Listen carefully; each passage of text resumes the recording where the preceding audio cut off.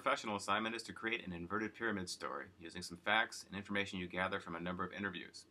So let's take a look and dissect a typical inverted pyramid story so you can see how it's done and how to proceed with your next assignment. Here's a pretty typical inverted pyramid story about the signing of anti-bullying legislation. So let's look at the lead. So don't worry about the headline. You're not going to write headlines until you work on some press releases. So here's the name of the reporter and where she works. This is called a dateline. It's usually the name of the city where the action took place. And this is a good inverted pyramid lead. It's about 25 words. And if you look at it, it explains everything that's going on, and you don't have to think about anything else, and you know the whole story just by reading the first sentence. All right? So this is not a mystery. You're not trying to confuse your audience. You're telling them what happened and what was done. Notice the quote. A quote in the second paragraph. I like to see quotes up high. Second or third paragraph would be good. Notice a quote is its own paragraph. Notice the punctuation for a quote.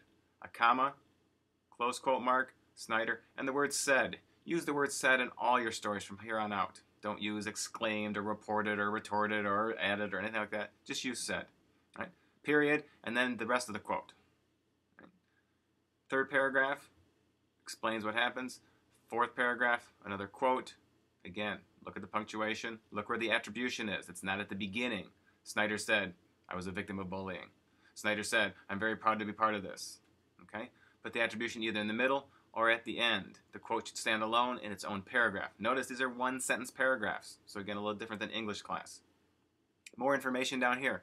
Notice how they bring in another quote, and then they introduce someone, and usually have a quote afterward from that person. Introduce someone, a quote after from that person. You'll also notice there's no I, me, us, we. I don't want to see I or any of those personal pronouns in your stories. You're writing in the third person. Right? You'll also notice it's past tense. He said, bullied. Okay? The only time you can have present tense is in quotes. Right? So your job is to put together the information for your professional assignment using the inverted pyramid. Most important information with a summary lead at the top. Least important information at the end. Don't end with a paragraph where you sum up, well, it's a good thing that Michigan has an anti-bullying law now because kids need it. Right? No one cares what you think. Don't put your opinion in there at all. Right? Good luck with this. Have fun, and turn that in next week.